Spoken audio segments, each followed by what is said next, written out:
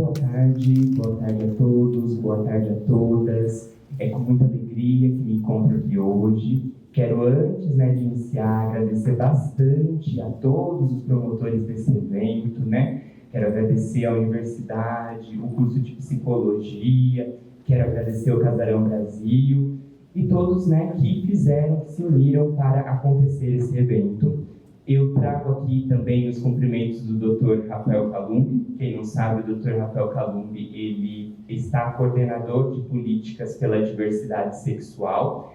Ele não pôde estar aqui hoje em razão de um outro compromisso, mas mandou um grande abraço, e disse que podem ter certeza que o Estado de São Paulo, de uma forma geral, está aberto, a todos e a todas, para que vocês também possam estar lá junto conosco, construindo. Porque o mais importante, quando nós falamos em direitos humanos e também em população LGBTI+, é exatamente a gente entender que nós precisamos unir forças, independente de raça, gênero ou sexualidade. Então, o grande convite aqui é: vamos todos seguir de mãos dadas, tá bom? Eu acho que nem mais não vai. Ah, tá, já entendi. Gente, eu sou péssimo com tecnologias, tá bom? Eu sempre aviso, porque quando eu faço essas vergonhas, a pessoa já sabe. Eu não vou mais me apresentar, porque eu já fui muito bem apresentado. Muito obrigado ao professor. Eu sei que essa não é a nossa primeira palestra e que alguns já ouviram falar sobre esse tal de direitos humanos. Mas é claro que eu não poderia falar de promoção de direitos humanos sem começar falando um pouquinho sobre direitos humanos, certo? E a ideia aqui não é entrar num termo muito técnico, a gente ficar nas grandes discussões do direito. Os estudantes do direito vão se lembrar de percorrer toda a história, desde a Revolução Francesa, em prol de quê? De entender esses direitos humanos. Aqui não é o objetivo. Aqui nós só vamos entender o que toca a cada um de nós. Direitos humanos são aqueles direitos que são dos seres humanos, certo? Ou seja, todo mundo que está nessa categoria de ser humano deveria ter acesso a esses direitos. Por muito tempo se discutiu se isso era algo que era tão comum do ser humano que não precisava estar em leis. Então tinha os grandes filósofos que diziam: a liberdade é o direito fundamental. Então, esteja onde você estiver, você tem o direito à liberdade. Mas e se, por exemplo, eu, mulher, estiver num país em que obriga que para eu entrar em determinado lugar, eu preciso de autorização do meu marido? Se os direitos humanos fossem assim, naturais, eu poderia entrar. Eu pegava, levantava a mão e falava assim: opa, direitos humanos, Mas, infelizmente, não é bem assim que acontece. Dentro do direito, nós precisamos de uma coisa que se chama positivação. Ou seja, se não tiver em lei, se a gente não reduzir isso por escrito, isso é um problema. E é assim que a gente descobriu que os direitos humanos, eles vêm do Estado. Ou seja, da nossa nação, das nossas leis, que vão lá e escrevem esses direitos humanos em algum lugar. E, em grande parte, nas constituições federais. Então, quando a gente vê nas mídias falando sobre a Constituição Federal, ela é muito importante, principalmente porque ela é a nossa carta de direitos. É lá que estão os direitos humanos, principalmente quando nós pensamos no nível nacional. Apesar disso, eu comecei falando para vocês que os direitos humanos são os direitos de todos os seres humanos. Apesar disso, nem sempre foi assim. As primeiras declarações, como por exemplo as declarações francesas, eram as declarações do homem e do cidadão, as declarações do fulano de tal, do ciclano. Ou seja, as primeiras declarações foram pensadas em homens brancos e que eram tidos como cidadãos. Os negros e as mulheres não eram tidos como cidadãos e, portanto, não teriam direitos a primeiro momento, certo? E isso era muito sintomático. Foi por isso que os direitos humanos eles migraram para uma segunda fase, em que no começo era para alguns e depois se tornou para todos. Ou seja, se você é ser humano, não importa, você tem direitos humanos. Porém, isso não foi suficiente, porque com isso existiam alguns países que tinham direitos humanos e tinham outros que não tinham. E foi então que surgiu um fenômeno chamado de internacionalização, ou seja, vamos fazer uma declaração internacional. Surge, por exemplo, a Declaração Internacional de Direitos Humanos, que é da ONU. Isso surge logo após as grandes guerras mundiais, e já faz com que nos ajude um pouquinho. Lembra daquela figura da mulher que estava lá num país que ela precisava da autorização do marido? Aquele país não deu nenhum direito de igualdade para ela, mas ela vai buscar os institutos internacionais pedindo para que se force que aquele país tenha direitos humanos. Olha como que muda. A gente costuma brincar que os direitos humanos começou para alguns, foi para todos e foi para todos em todos os lugares, né? Porque não basta ser para todos, mas está em apenas alguns lugares. Em seguida, a gente começa a observar, excelente, está todo mundo dentro dos direitos humanos, os direitos humanos estão em todos os lugares. E por que ainda nós não temos efetividade? Porque existem mulheres que não conseguem se manter no emprego, porque existem pessoas que, pela sua condição de sexualidade ou gênero, normalmente recaem sobre a questão da prostituição. Por que algumas pessoas saem atrás? Porque nos nossos cargos políticos maiores, nós não vemos homens negros, nós não vemos muitas mulheres. O que está acontecendo? E foi então que nós entendemos. Lá atrás, só algumas pessoas tinham direitos. E essas pessoas tiveram seus direitos crescendo continuamente. As pessoas que começaram a ser abarcadas na segunda e na terceira fase não tiveram seus direitos crescendo sempre. De repente, falaram para elas que elas tinham direito, só que as outras pessoas não reconheciam isso. Os negros, quando foram livres, né, quando eles foram libertados da escravidão, eles foram colocados no mercado de trabalho e ninguém queria contratar pessoas negras. As mulheres, no começo, tinham apenas trabalhos precários. E as pessoas LGBTs eram vistas como não só um pecado, mas também como uma pessoa que a gente tem que colocar de fora. Então, o que acontece? Tudo bem, eu tenho direito ao trabalho, mas ninguém vai me contratar. Ninguém quer me contratar. E aí que começa, então, um fenômeno que nós chamamos de especificação, ou seja, a quarta fase, que é para os que mais precisam. A gente começa a olhar que tem grupos que não estão sendo prestigiados pelos direitos humanos. Não adianta ter ali o direito à igualdade e a gente continuar tendo violência doméstica. A gente continuar vendo histórias de, por exemplo, 2 meninos que andam na rua de mãos dadas e de repente um deles era uma lampadada na cara. E essa é a realidade que nós temos até hoje, certo? E tudo isso que eu passei para vocês não é coisa da minha... Olha, eu fiz 2 vezes a mesma imagem, mas tá bom. Isso não é coisa da minha cabeça. Quem criou isso foi Norberto Bobbio. Ele é um filósofo e jurista muito conhecido. Os estudantes de direito já ouviram falar e digo que todo mundo deveria conhecer Norberto Bobbio.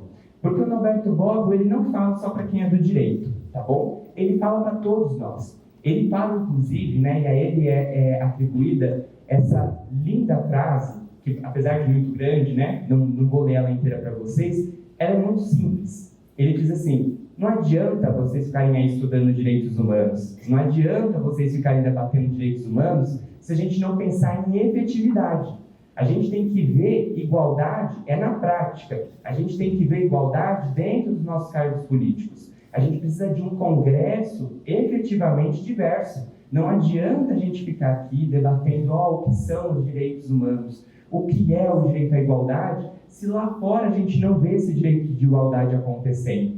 Então ele falou essa frase que assim, pode parecer muito boba, até de alguma forma hoje, mas na verdade foi muito sintomática, foi muito forte. Por que foi muito forte? Foi muito forte porque nós estamos falando de um tempo que todo mundo ficava debatendo direitos humanos, mas ninguém observava isso, ninguém ia na rua, ninguém ia nas grandes empresas e via quem eram verdadeiramente os sócios, os donos da empresa. Porque é muito fácil você ver, por exemplo, pessoas negras e mulheres dentro do ambiente da fábrica, mas é difícil você ver dentro dos cargos políticos superiores, né? E isso começou a se tornar, na verdade, um problema. Quando faltam no nosso Congresso pessoas LGBTs, mulheres, negros, quem estão sendo prestigiados? Mais uma vez, os homens brancos e cidadãos lá da Revolução Francesa. E isso é um problema. A gente precisa corrigir, certo? E aí, né, é dentro desse contexto que vai propriamente chegar o tema da nossa palestra. Porque até agora eu queria, na verdade, fazer um resumo para aqueles primeiro que não estiveram na primeira palestra e para aqueles que estiveram para dar uma recordada sobre direitos humanos.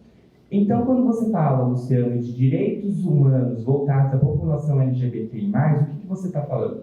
Eu estou falando que há uma população que, em razão de sexualidade, gênero e sexo, não participou da construção do Estado moderno, não esteve nas primeiras declarações de direito, e por isso, lá na rua, não tem a igualdade de fato.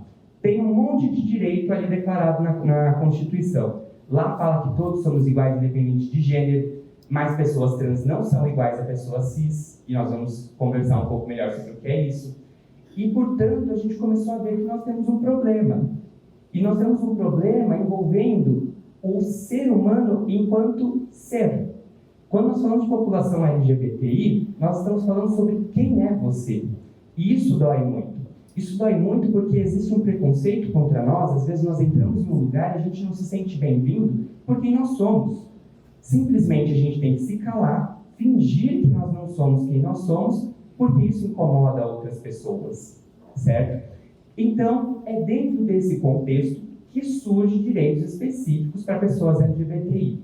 Mas é muito engraçado. Quando nós pensamos em declaração de direitos, falta muito para a população LGBTI. Faltam leis no Brasil. A Constituição brasileira, quando a gente lê sobre o casamento, está escrito homem e mulher. Quando nós pegamos as declarações internacionais, nós não temos tratados com vinculação. O que nós temos, poucas vezes, são protocolos. O que é o quê? Uma recomendação de como tratar direitos de população LGBTI.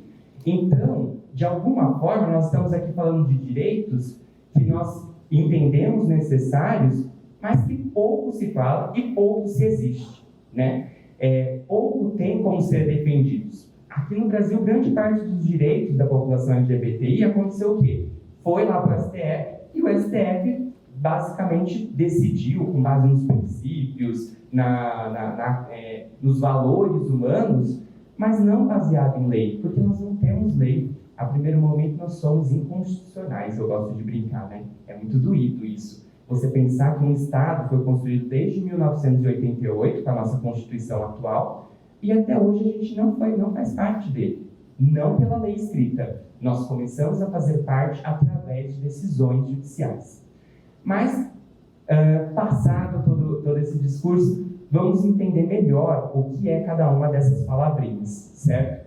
O que é sexualidade? Sexualidade é a atração romântica ou sexual que uma pessoa sente pela outra, certo? Existem muitos termos que as pessoas dão às vezes, né? Tem vezes que elas falam de orientação sexual, opção sexual, e eu acho que isso foi muito problemático, porque começou com opção, dizendo que a gente tinha uma escolha, quem nos dera, se a gente tivesse escolha, não tinha gay, não tinha lésbica, estava todo mundo hétero para não sofrer preconceito lá na rua, infelizmente, mas essa é a verdade. E não é o que acontece, a gente não tem opção, na verdade, então esse termo foi tirado. Orientação é muito utilizado, mas eu também acho ele um pouco complicado, porque parece como se a gente tivesse um barco e a gente pudesse orientar, guiá-lo, né, para onde a gente quisesse. E também não é assim. A sexualidade é parte de nós, ela é parte da personalidade. Por isso que o termo sexualidade é o mais interessante nesse caso. E sexualismo não existe, tá bom, gente? Isso daí era a época que achava-se que a sexualidade era, na verdade, uma doença. Então, o sexualismo também não é correto. A sexualidade, portanto, é uma atração afetiva e ou sexual. Tem gente, por exemplo, que tem atração afetiva e não tem atração sexual. São, por exemplo, as pessoas assexuais, né? Nós temos também pessoas que têm atração pelas pessoas do mesmo gênero, que são, por exemplo, as pessoas gays e lésbicas, e pessoas que têm atração por pessoas de gênero distinto, que são as pessoas héteros, certo? Então, um homem que gosta de mulher, hétero. Um homem que gosta de homem um homem bi, certo? Isso não tem nada a ver com gênero. E agora nós vamos entender melhor isso. Gênero é como a pessoa identifica ou se manifesta publicamente. Ou seja, gênero também faz parte da nossa personalidade. E é a forma com que a gente abraça a nossa forma de ser. Eu me abraço como homem? Eu me abraço como mulher? Eu me abraço como nenhum dos dois? Ou será que eu me abraço cada hora como um? Será que eu me abraço como os dois ao mesmo tempo? Nós temos pessoas andrógenas, por exemplo, que são pessoas que na fisionomia elas não se parecem nem com homens nem com mulheres, porque a manifestação de gênero delas é dúbia. E isso faz com que a gente comece a realmente abrir a nossa cabeça e entender que nem tudo é homem e mulher. Nem tudo é tão preto no branco como a gente às vezes pensa. E é muito importante destacar que as questões de gênero não têm nada a ver com a questão da sexualidade. Uma mulher trans, o que é uma mulher trans? É uma pessoa que, quando nasceu, os pais olharam e falaram assim, é um menino. E criaram ele como um menino até o momento que ela conseguiu realmente fazer a sua transição e mostrar para o mundo que ela sempre foi uma mulher. Essa é uma mulher trans. Se ela gostar de um homem, ela é hétero. E isso é muito importante ser pontuado, porque as pessoas acham que as pessoas trans sempre são gays. E não são gays. Elas são pessoas trans que, às vezes, dentro do aspecto da sexualidade, são pessoas que são hétero e que se identificam dessa forma. A questão de gênero normalmente envolve as pessoas cis, que são as pessoas que nascem, são designadas de um jeito, ou seja, o papai faz a festinha, né, da explosão do foguetinho que é azul ou rosa, e a pessoa se identifica com aquele foguetinho. Então, estourou no azul, oba, é menino. E o resto da vida, essa pessoa se identifica como menino. As pessoas trans são o contrário. Ou seja, estourou lá o balãozinho rosa, mas eu me identifico como menino. Eu sou um homem trans.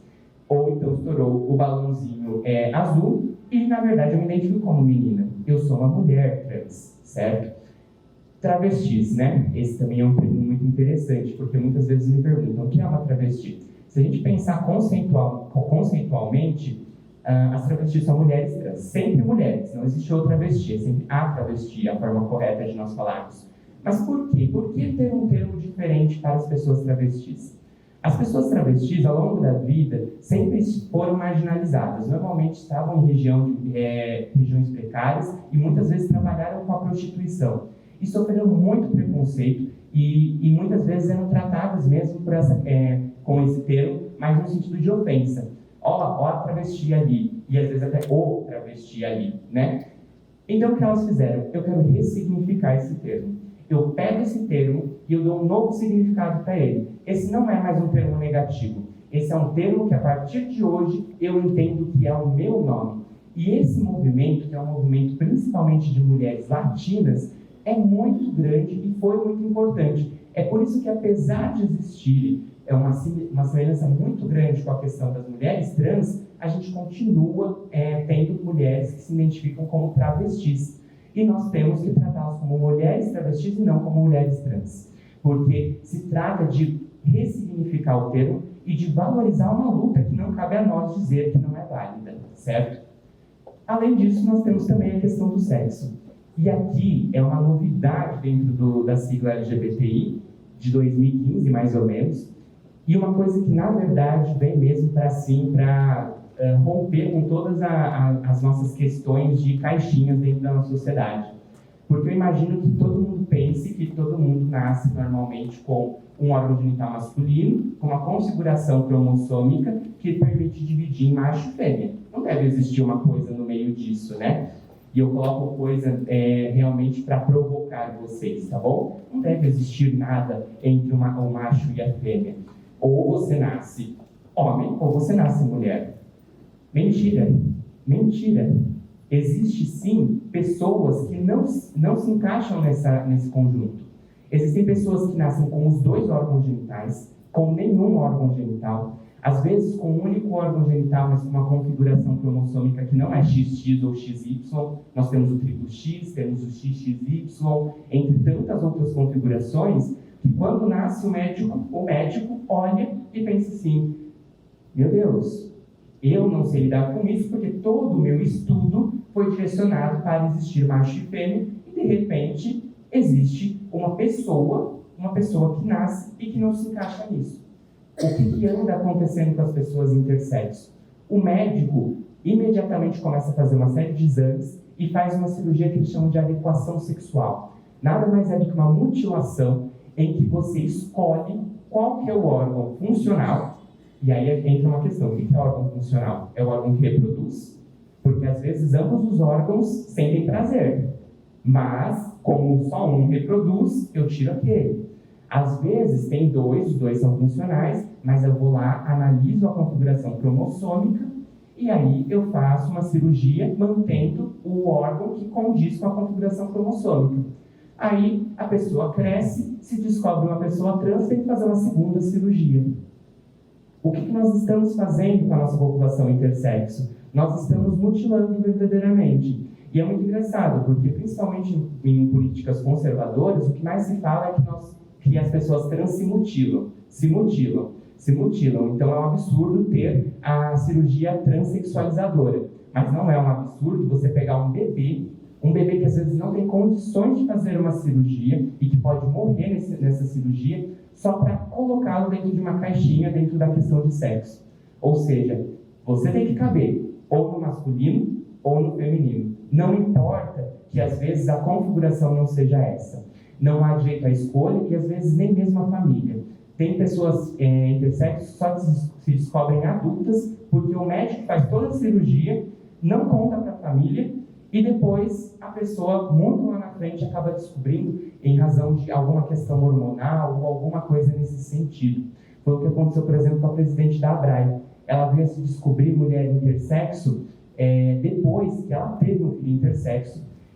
Salvo engano, foi de 3 a 4 meses que o filho dela ficou sem a declaração de nascimento. Né? Quando a gente nasce, faz uma certidão para a gente, declaram que a gente está vivo. E com isso, a mãe consegue, eventualmente, pedir os benefícios, né, de licença maternidade, assim por diante. Ela não conseguiu. Por quê? Porque o filho dela não se encaixava em nenhuma caixinha e, portanto, não podia ter uma declaração de que ele nasceu com vida. Ele simplesmente não existia para o mundo e veio a morrer muito, muito rapidamente por uma série de outras complicações. E começou assim o movimento da ABRAE, que é hoje um grande coletivo nesse sentido, certo? Então, todas as pessoas que fogem dessas caixinhas, ou seja, pessoas que não se atraem afetiva e ou sexualmente pela pessoa do sexo oposto, pessoas que não se identificam com o seu gênero de designação e pessoas que não entram dentro das caixinhas de macho ou fêmea, são pessoas que, de alguma forma, sofrem uma série de preconceitos por quem são. E, infelizmente, isso faz com que a gente precise pensar em direitos específicos para essas pessoas. Mas nem tudo também é só tristeza, né? Eu sempre gosto de falar que a gente também tem que pensar no positivo. Então, vamos falar um pouquinho sobre que direitos nós já temos. Isso daqui não envolve apenas um direito, tá bom? Nós vamos falar aqui de alguns casos também que toca o pessoal da saúde, o pessoal da assistência social e também da psicologia. 1990, o homossexualismo deixa de ser uma doença para a OMS. Até 1990, pessoas gays e lésbicas eram doentes, certo? 2011, reconhecimento da união estável homoafetiva. Ou seja, até aqui, quando um homem se relacionava com outro homem, ele tinha qualquer coisa no mundo, menos uma união estável ou um casamento. O que nós tínhamos era realmente uma união de fato, ou seja, duas pessoas que se reúnem na mesma casa, mas que não tem qualquer direito uma com a outra. Aí pensa você junto com uma pessoa, você constrói uma casa, por exemplo, e você não pode divorciar, você não tem divisão de bens. Vocês decidem como vocês vão fazer, porque nós, da Justiça, não conseguimos reconhecer a união de vocês.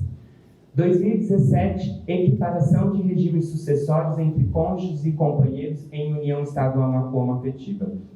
A gente primeiro reconhece o direito de família, vocês podem compor família, e só em 2017, 6 anos depois, a gente reconhece que um cônjuge pode ser herdeiro do outro. Isso é um grande absurdo dentro do direito. Além das questões de separação, existem as questões sucessórias. São, inclusive, ramos do direito diferente. E quando você reconhece uma coisa, não reconhece a outra, certo?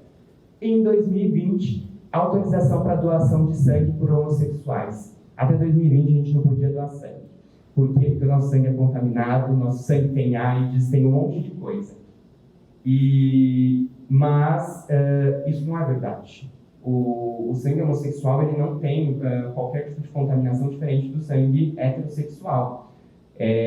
AIDS, qualquer pessoa pode ter, independente de sexualidade, por exemplo. mas até 2020 não podíamos doar sangue. Então, seja o enfermeiro, seja o médico, não passem essa informação errada. Em 2020 nós temos direito de doar sangue sim, tá bom? Aqueles foram direitos que tocam a questão da sexualidade. Mas vamos falar um pouquinho sobre as questões de gênero, certo? Observe lá, quando a gente fala de sexualidade, eu comecei em 1990. Agora nós estamos começando em 2002. Para a gente ver que também tem diferenças nas conquistas dentro do movimento. A gente não pode se enganar pensando que o movimento cresceu e está todo mundo andando de mãos dadas. Não, não estamos. Nós temos muitos problemas, na verdade, dentro do movimento ainda. Em 2002, foi aprovado pelo CMF a autorização de procedimento de transgenitalização. Antes disso, quem fazia essa cirurgia, que é a cirurgia de adequação sexual, ou seja, eu, mulher trans, quero tirar o meu pênis, fazer uma construção de um órgão genital feminino, isso não era possível. Inclusive, nós tivemos médicos que foram processados, foram para a cadeia, porque eles faziam essa cirurgia, e era completamente clandestina. Só que em 2002 isso foi aprovado. Em 2009 é assegurado o direito ao nome social no SUS. Em 2016 em todos os órgãos da União.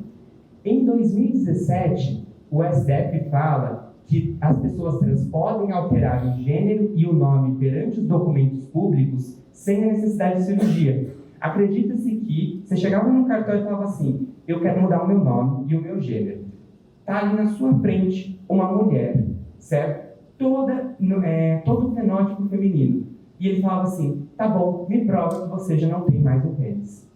É doído, né? Porque são palavras muito fortes e quando nós usamos ainda os termos relacionados com o órgão genital, assusta até a gente, né?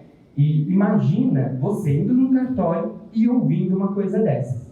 Em 2017, o STF disse que isso não era necessário. Você não precisa ter feito cirurgia para mudar o seu documento. Em 2018, primeiro o STF ele retifica essa decisão e sai o provimento do CNPJ no mesmo sentido, ou seja, é uma coisa um pouco mais parecida com um regulamento, mas aqui que está o ponto mais, assim, triste, né? Lembra que eu falei que em 1990 que o homossexualismo deixou de ser doença, né? Só em 2018 que o transexualismo, como era chamado, deixou de ser doença.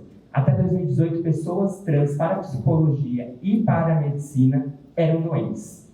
Então, se chegasse, por exemplo, no consultório de qualquer um de vocês, uma pessoa trans, vocês iam tratá-los e não propriamente acolhê-los. Vocês tinham que, de alguma forma, fazer com que eles ficassem psicológica e psiquicamente bem, porque eles não estavam bem, essas pessoas.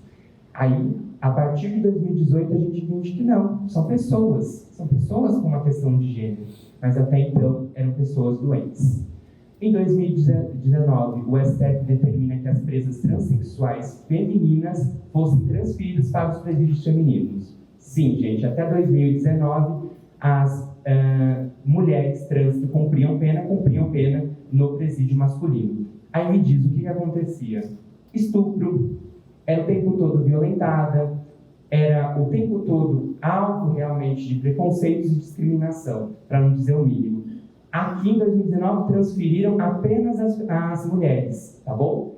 Em 2021, eles aumentaram um pouquinho, falaram que pessoas transexuais e travestis tinham o direito de escolher aonde queriam cumprir pena. Está errado essa decisão. Sabe por que está errado?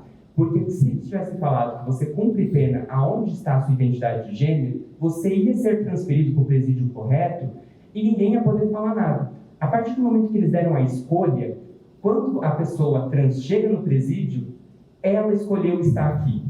Ela está causando isso comigo. E isso faz com que ela sofra uma série de outras discriminações dentro do presídio.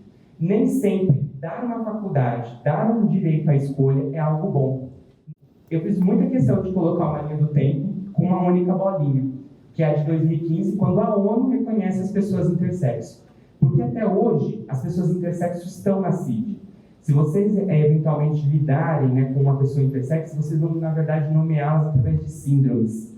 Síndromes, doenças, vocês vão dizer de alguma forma, em termos técnicos, que são pessoas doentes. Porque é assim que nós tratamos as pessoas intersexo, infelizmente, até hoje. Aquela realidade das várias cirurgias e da mutilação se deve a isso. Nós temos que corrigir essa pessoa está doente. E, infelizmente, essa é a realidade das pessoas intersexo dentro do nosso país e até em âmbito nacional. Só em 2015, a ONU acrescentou o I na sigla LGBT. Então, até então era LGBT, hoje nós falamos de LGBTI, que faz uma sigla enorme, mas eu acabo seguindo a sigla da ONU mesmo, LGBTI+, para a gente também não esquecer outras designações, certo? Mas até 2015, as pessoas intersexo eram doentes e nem reconhecidas. Em 2015, elas recebem algum reconhecimento, mas continuam sendo tratadas como pessoas doentes. Em 2019, nós temos aí uma grande decisão a nosso favor, que foi a criminalização da LGBTfobia. A LGBTfobia é o ódio, a falta de aceitação contra qualquer tipo de pessoa em razão da sexualidade, do sexo ou também em razão do gênero.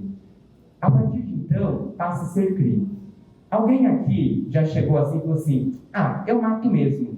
E tudo bem, é a minha opinião. Vocês acham que isso seria ok? Se eu falar assim, eu peguei mesmo a carteira dela, gastei o meu dinheiro todo, estou feliz e não estou nem aí. É minha opinião que tem que ser assim. Não, a gente não fala isso. Então, se a LGBTfobia é crime, não é uma questão também de opinião, certo? Nós podemos, sim, divergir em muitas coisas. Tem gente que fala, eu não concordo muito com linguagem neutra, eu acho que também não precisa tudo ser desse jeito. Tudo bem, nós vivemos uma democracia, você pode pensar o que você quiser, desde que você não fira uma pessoa e não a agrida, ainda que seja com palavras. Porque é muito triste, muito sintomático, quando alguém não consegue estar em um ambiente simplesmente por quem ele é, ou por quem ela é. Às vezes é isso que acontece. Eu vou até dividir aqui rapidamente uma experiência pessoal. Antes de ser presidente da Comissão da Diversidade Sexual, ir na UAB era uma agressão para mim. Sempre foi uma agressão para mim. Porque eu chegava lá e eu tinha que fingir que eu não era gay. Eu tinha que fingir que eu era hétero, e eu me vestia diferente. E eu tinha que ter uma série de comportamentos diferentes. Porque, meu Deus, se alguém descobrir que eu sou gay dentro desse ambiente. E isso foi me transformando até o momento que eu cheguei e falei, chega. E ainda por cima recebi um cara que me colocou em uma evidência que assim também, se eu não tivesse falado chega, tacavam pedra do mesmo jeito, né? E isso mostra como é muito importante essa questão de LGBTfobia. Porque as pessoas falam assim, agora não pode brincar. Porque deve ser uma delícia, né? Você está numa roda, de repente alguém faz uma piada sobre quem você é e você tem que rir sobre isso. É muito gostoso. É tão gostoso que as pessoas héteros gostam tanto disso que quando eventualmente são chamadas mesmo de gays lésbicas, se ofendem. Então, eu trago muito essa questão da criminalização da LGBTfobia para nós entendermos o que não bate, na verdade, numa questão de opinião e o que, na verdade, aqui é uma questão de aceitação. A questão da LGBTfobia não deu nenhum direito a mais para nenhum LGBT. Ela só disse uma coisa: respeite. Assim como você não vai tratar com desrespeito uma pessoa hétero, uma pessoa cis, não trate uma pessoa trans e não trate uma pessoa gay ou lésbica também de forma diferenciada. Promoção, certo? Passada essa fase de entender quais são os direitos próprios das pessoas LGBTI+, vamos entender o que é promover, né? Promoção, segundo o dicionário do Google, porque eu taquei no Google mesmo, sendo bem honesto com vocês, significa dar impulso, pôr em execução, elevar a cargo ou categoria superior. Só pelo nome, quem vocês acham que promove direitos humanos? Principalmente, todos eles promovem, todos os poderes públicos promovem, mas quem põe em execução os direitos humanos, principalmente? O legislativo, executivo ou o judiciário?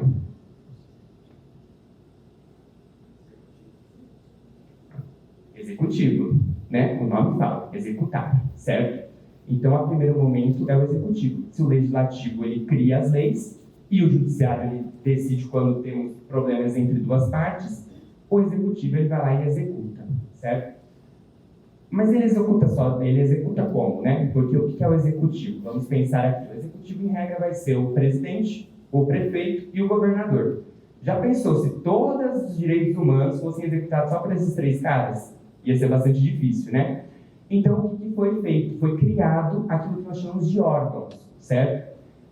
No âmbito do município de São Paulo, nós temos a coordenação de políticas para LGBTI, que hoje está na coordenação a Léo Átila. Nós temos no âmbito do Estado de São Paulo a coordenação de políticas para a diversidade sexual, que está o Rafael Calumbi, né, que me passou o bastão dessa vez. Na Secretaria Nacional dos Direitos das Pessoas LGBTQIA+, eu tenho muita dificuldade de pronunciar, mas é a Cine, é uma mulher trans, ela que está à frente, né, dessa secretaria. E hoje nós também temos a formação de uma coordenação de políticas para pessoas LGBTI+.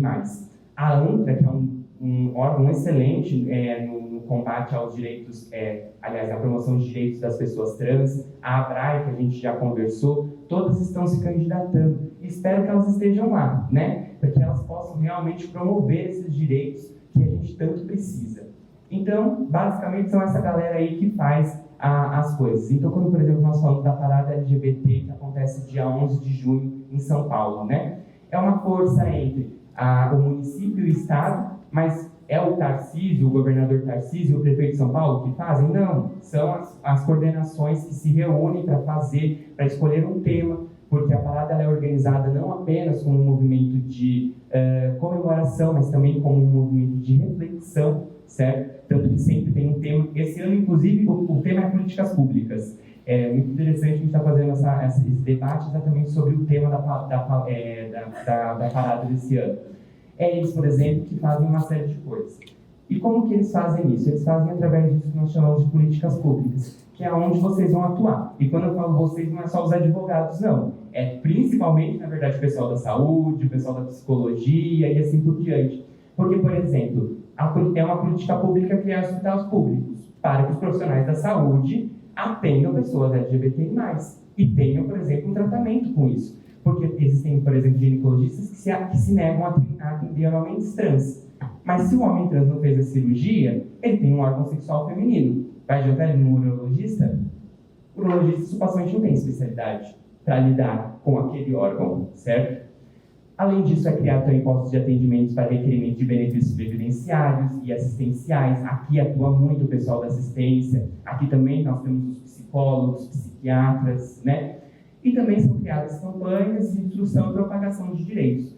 É assim que se promove direitos. Os direitos eles não podem só estarem lá declarados e pronto. Nós precisamos, na verdade, de políticas públicas. Nós precisamos que alguém venha e realmente nos diga que nós temos esses direitos, certo? Aí aqui eu trouxe 2 exemplos de políticas públicas muito interessantes aqui da nossa região de São Paulo. Essa daqui é uma política, na verdade, feita pelo município de São Paulo. O município de São Paulo, junto com a OAB, firmou um termo de cooperação que ficou conhecido como Respeito Tem Nome para a retificação de nome e gênero. A questão de nome para as pessoas trans é muito forte. É muito forte porque o nome, na verdade, ele nos representa. É muito difícil para qualquer pessoa lidar com um nome que não te representa. Quando nós entramos nessa questão, quando nós vemos essa questão ligada com a questão de gênero, é muito mais sintomática ainda, certo? Então, grande parte das pessoas trans, às vezes, tudo que elas mais buscam é só um reconhecimento do direito ao nome. Acaba sendo uma coisa muito simples, mas que é muito forte. E também bate muito na questão da discriminação, porque pensa você, por exemplo, chega uma mulher, né? E de repente, por exemplo, no Starbucks mesmo, começa a gritar: Edson, vem aqui, Edson. O que vai fazer? Todo mundo olhar e falar: chamou um Edson, tudo bem que hoje a gente pega o café de todo mundo, né? Já foi a vez da questão do Starbucks. Mas digo assim, pode ser no hospital, por exemplo, que eu disse, às vezes é um ginecologista chamando, de repente chama um nome masculino. Isso coloca a pessoa trans em exposição, certo? Então, a questão do nome é muito importante, sim. E o que acontecia? Tinha já a retificação, a gente até viu lá que o CNJ já está em um bom tempo, mas se cobra um valor. E é um valor baixo, mas é um valor baixo para quem tem dinheiro, entende? Para quem mora na rua e não tem um centavo, que está ali juntando para conseguir comer esse dia, porque senão talvez não vai comer, R$5 faz a diferença. E foi então que alguém teve essa ideia, né, dentro da questão do município e da OAB, de vamos fazer uma política pública e a gente vai retificar nome de graça. Todo mundo tem direito ao nome, nós temos que fazer isso, né? E foi assim, portanto, que surgiu esse programa. Um outro programa maravilhoso, uma outra política pública, foi a criação, na verdade, de uma lei, claro, teve toda uma articulação com o legislativo também, né, que foi a criação dessa lei 10.561, 68, 48, uma coisa assim, gente, ficou ruim aqui pra lá. Que foi criada uma lei para punir administrativamente atos de LGBT e fobia. E aqui é muito interessante, né? Porque sempre primeiro se pergunta, para que ter uma lei que pune administrativamente se a gente já tem uma lei que pune criminalmente? Tempo e efetividade, porque às vezes a pessoa sente mais o bolso do que prestar serviços à comunidade. Segundo, realmente a questão de tempo. Sabe quem já foi penalizado? O nome daquele cara da Record até. Isso é um caso público, por isso pode ser contado. Geraldo alguma coisa. Geraldo Luiz. Eu acho que é o Geraldo Luiz mesmo. Ele foi penalizado sim já por uma fala LGBT-fóbica dele, certo? Que ele fez perante a própria mídia na questão do... Não é o Geraldo Luiz, gente, desculpa. Faço aqui a minha retificação. Eu realmente esqueci o nome dele, mas depois dá uma pesquisada. Já teve uma condenação sim de uma pessoa muito influente da rede de TV Record. Foi um processo público, por isso pode ser comentado. Siqueira Júnior. Oi? Siqueira Júnior. Teve isso mesmo. E realmente foi muito interessante, porque era uma pessoa de muita força, ninguém acreditava que ele ia ser penalizado. E quando ele foi penalizado, isso deu muita força para o movimento, porque a gente começou a entender, a gente não está desamparados. Porque a grande questão por trás do reconhecimento da criminalização da LGBTfobia é a gente entender que a gente vai ser discriminado, nós somos. Mas, pelo menos, nós temos uma saída. Nós temos como denunciar, nós temos como buscar os nossos direitos. Porque não tem nada pior do que você ser discriminado o tempo todo e ainda por cima você tem que abaixar a cabeça, certo? Então, pelo menos, isso nos dá o direito de levantar a cabeça e falar assim, não, você não pode fazer isso. Isso é crime. E eu acho que essa é uma coisa que nós temos que inserir na nossa sociedade. É uma das coisas que mais faltam. Entendermos que a LGBTfobia não é uma questão de opinião. Porque ainda tem deputado, ainda tem pessoas que vão nas mídias em geral e fazem comentários LGBTfóbicos. Isso não é uma questão de opinião. Isso não se trata de uma questão de, porque na democracia você tem que engolir isso. Não, nós não temos que engolir isso, assim como o negro não tem que engolir racismo, porque nós já temos uma lei nesse sentido, assim como a mulher não tem que engolir misoginia, e nós estamos tentando construir uma lei nesse sentido. Isso também não é militância, certo? No sentido de... É uma questão básica, é uma questão de respeito. Eu sempre brinco que os direitos LGBTI+, a gente não chegou na fase ainda de ficar falando de políticas afirmativas. Tudo bem, nós temos políticas afirmativas em algumas questões, como, por exemplo, vagas para pessoas trans em empresas. Mas isso é o mínimo, gente, isso é o mínimo. O que nós queremos é apenas um reconhecimento básico. É apenas chegar em um lugar e não sentir que realmente a gente tem que ficar o tempo todo em alerta com medo, certo? Porque é isso que, eventualmente, as pessoas trans sentem. É isso que as pessoas intersexos sentem. É isso que as pessoas gays e lésbicas sentem. Elas sentem que elas não pertencem aos lugares. E que, eventualmente, se a gente chegar em algum lugar, a gente pode ser agredido. E se a gente for agredido, a gente ainda vai ter que sair de cabeça baixa. Então, a ideia de nós buscarmos direitos específicos é isso. Mostrar que há, sim, uma necessidade de respeito pelas pessoas que nós somos. Então, muito obrigado, gente. Espero não ter sido muito chato com vocês, viu? Foi uma delícia estar aqui com vocês. Espero que vocês tenham tido ideias também de como trabalhar com isso, né? Se vocês são da área de saúde, lembrem-se, as pessoas LGBTs não são doença. É uma coisa muito básica, mas às vezes que faz muita diferença. Trate a pessoa realmente com o respeito que ela merece. Se você é da área da psicologia, principalmente, você vai atender muitos LGBTs, sabe por quê? Porque a maior parte de nós temos muitos problemas, como, por exemplo, o ambiente familiar. A maior parte de nós é abandonada afetiva e materialmente por nossos pais. A maior parte de nós é abandonado, a gente não consegue entrar dentro de ciclos, e isso faz com que a gente tenha uma série de problemas. E, vou fazer uma citação da psicologia para vocês verem, viu? Jung sempre dizia, o indivíduo quer ser. O indivíduo quer ser. E pode parecer uma frase redundante, mas não é. O que todo ser humano quer é ser reconhecido enquanto ser. Muito obrigado.